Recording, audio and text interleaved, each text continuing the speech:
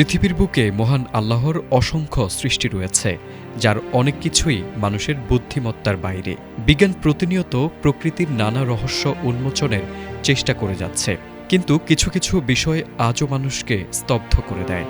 মার্কিন যুক্তরাষ্ট্রের ক্যালিফোর্নিয়ার ডেথ ভ্যালি অঞ্চলে দেখা মেলে এমনই এক অলৌকিক বিস্ময়কর নিদর্শনের, যা সেলিং স্টোন বা চলন্ত পাথর নামে পরিচিত। কোনো মানুষের স্পর্শ ছাড়াই প্রাণহীন বিশাল এসব পাথর নিজে নিজেই স্থান পরিবর্তন করে যাচ্ছে বছরের পর বছর ধরে। সবচেয়ে আশ্চর্যের বিষয় হল, এই পাথরগুলোকে আজ পর্যন্ত কেউ কখনো নিজ চোখে চলতে দেখেনি। তবে নরম কাদার উপর পাথরগুলোর রেখে যাওয়া দীর্ঘ ও সূক্ষ্ম দাগ থেকে তাদের এই ভ্রমণের বিষয়টি শতভাগ নিশ্চিত হওয়া যায়। কোনো কোনো পাথর কয়েক বছর ধরে চলতে থাকে। এগুলো কখনো সোজা, কখনো আবার এঁকে বেঁকে সামনের দিকে এগিয়ে যায়। এমনকি দুটি পাথর পাশাপাশি সমান্তরালে চলতে চলতে আচমকা সম্পূর্ণ বিপরীত দিকে মোড় নেওয়ার মতো অদ্ভুত কাণ্ডও ঘটে থাকে, যা কোনো মানুষের পক্ষে কাদার উপর দাগ না রেখে করা অসম্ভব।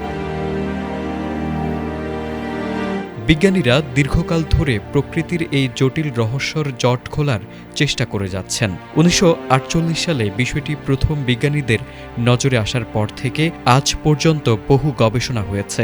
১৯৫৫ সালে বিজ্ঞানী এম স্টানলে ধারণা দেন, বন্যার পর জমে যাওয়া বরফের চাদরের কারণে পাথরগুলো স্থান পরিবর্তন করে। তবে ১৯৭৬ সালে রবার্ট শার্প এবং ডুইথ ক্যারি এই মতবাদের দ্বিমত পোষণ করে পাথরের জ্যামিতিক পথ বিশ্লেষণ করেন এবং জানান, বছরের নির্দিষ্ট সময়ে তীব্র বাতাসের ধাক্কায় এই ভারী পাথরগুলো নড়ে ওঠে।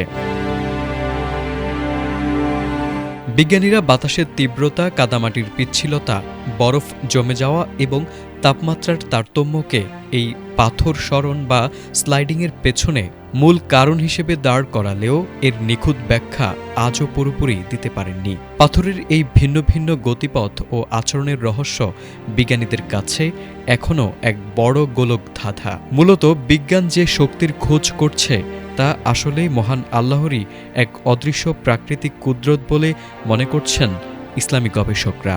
এই চলন্ত পাথরগুলো প্রমাণ করে যে জড় বস্তুর ভেতরেও আল্লাহ এমন এক নিয়মে সৃষ্টি করতে পারেন, যা মানবজাতিকে যুগে যুগে বিস্মিত ও সৃষ্টিকর্তার প্রতি অবনত হতে বাধ্য করে। তারেক আজিজ, এটিএন বাংলা।